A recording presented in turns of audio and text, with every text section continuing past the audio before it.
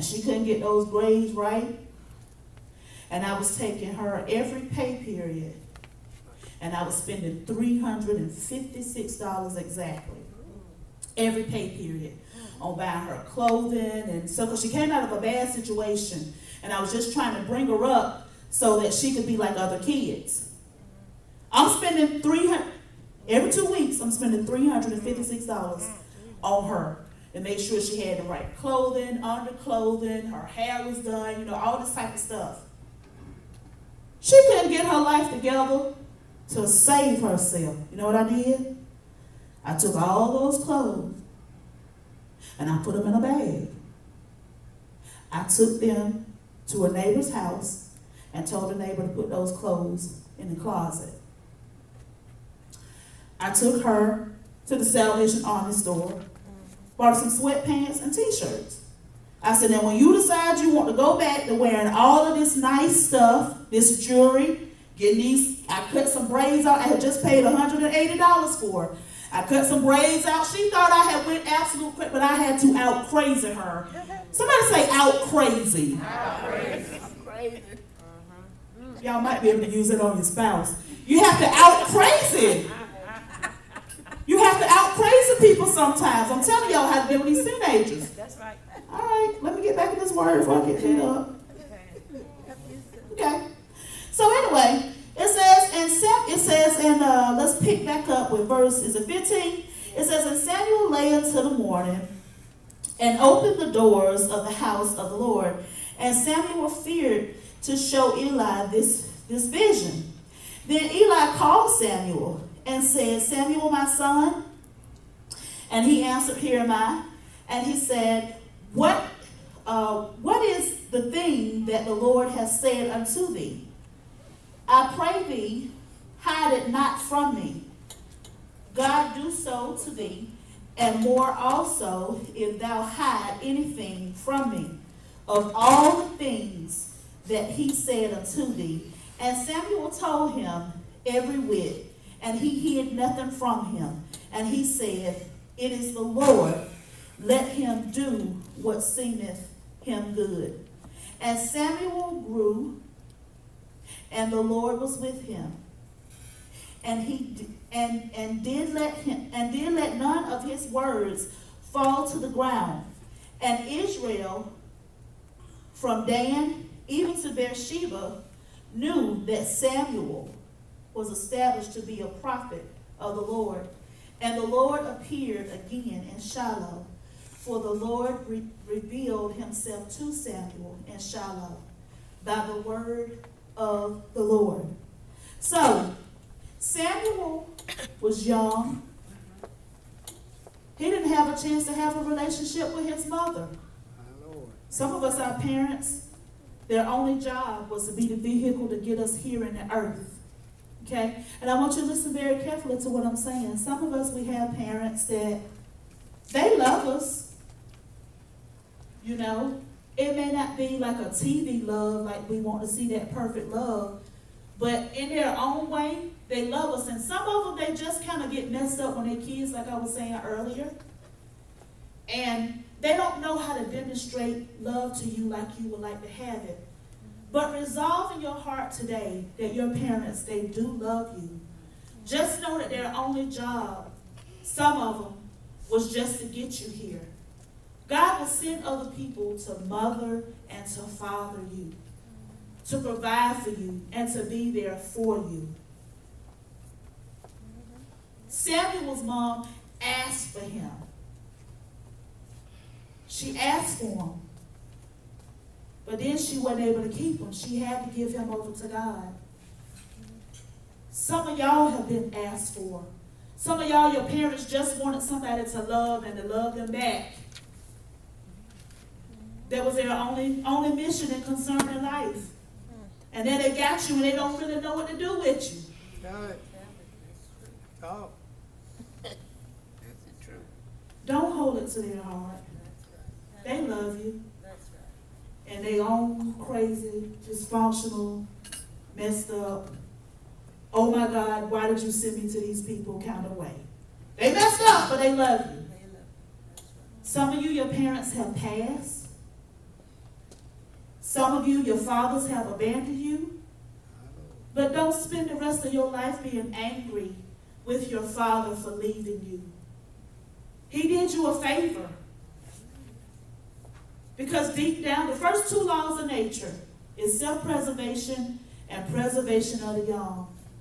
And so if your father has left you, he has done you a favor. Because had he stayed in your life, he would have just messed up the situation even more than it already is. Don't hold it to his heart. One day you'll be an adult and you'll be able to face him.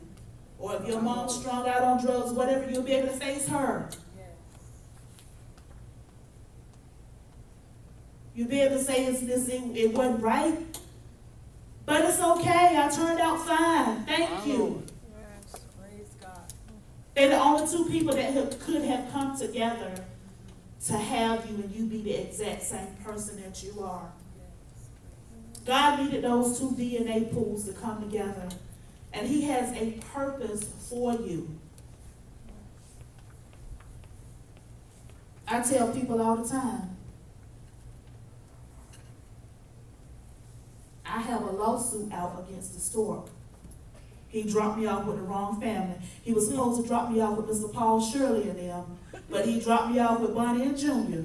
I got a lawsuit against him because he dropped me off with the wrong family. I really do.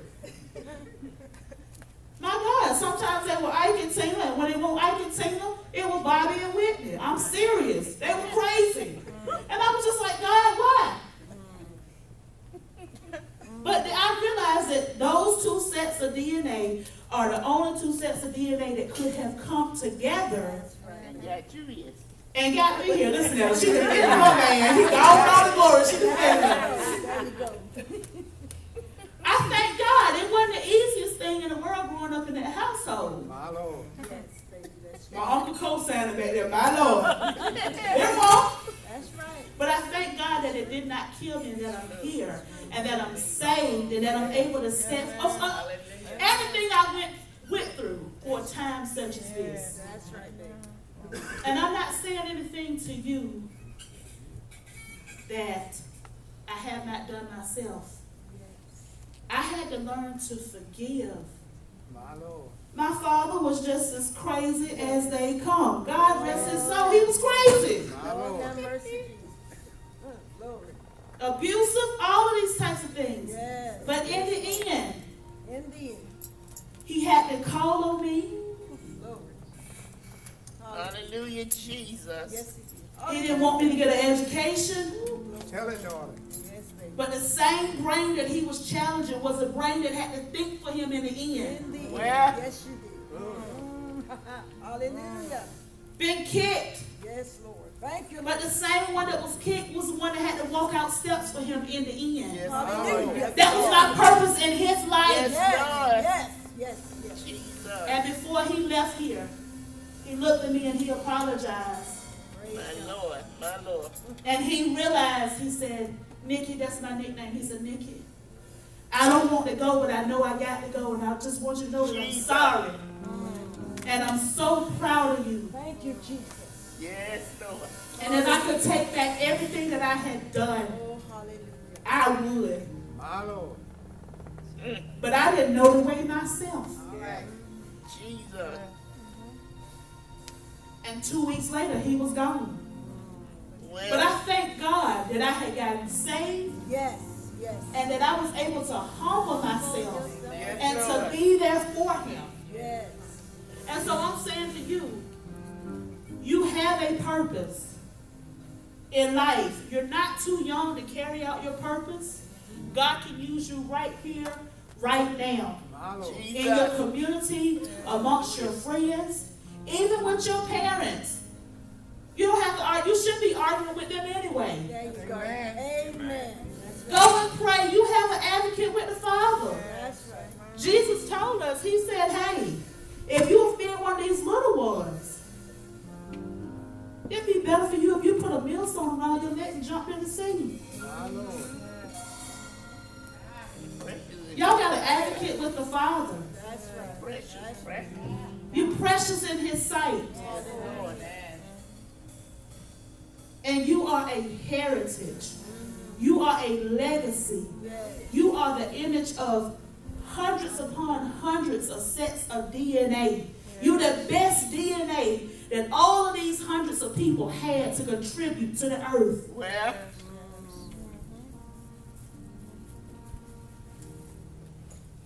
Make up your mind today that you're going to serve God. That you Well. know you have a purpose. hallelujah. That you have a purpose. Jesus. That no matter what mama and daddy do, that it's not going to affect you. You have a purpose. Hallelujah. And there are other people in the Bible. David. We don't have time to go over him. But David was a young boy. They were out there fighting the Philistines. And he was supposed to be taking food out to the war ground. And he said, well, I want my chance at the Philistine. And his daddy said, well, David, here goes some armor for you since you want to go out there. He said, that's all right. I'm going to take these stones and that slingshot. And this uncircumcised Philistine that's attacking my living God, I'm going to take him down today. That was part of David's purpose in life. Then he was anointed as king. He was overlooked. He was overlooked. Jesse went and got all his boys. And the prophet said, no, so there's another one. Jesse. David, he out there playing with the sheep, just tending to the sheep. Little ruddy boy.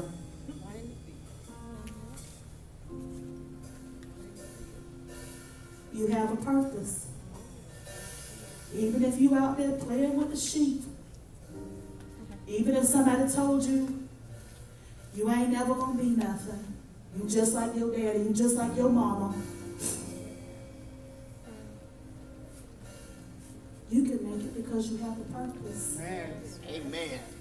Psalms 139 says that you are fearfully and wonderfully made. And that you were fashioned in the lower parts of your parents. Specifically created for something. You have a purpose. God can use you. You're not too young. I pray that I have said something that will stick with you all, young and old. Especially y'all old folks about raising these kids. Y'all messy. Y'all messy. Y'all messy. Stop being messy. But babies, I pray that this will stick with you and that you will go back over these scriptures. Get the adults in your life. If you don't understand it fully, get them to go back over it with you. You do have a purpose. You are supposed to be here. And those that have offended you, I can testify, they're going to have to come back to you. But when they come back to you, humble yourself and root up. See, I had the opportunity to be Jeremiah in my daddy's life. I had a chance to get in and to root out this ugly stuff. And when he transitioned out of here, I can show you the picture now. He left with a smile on his face.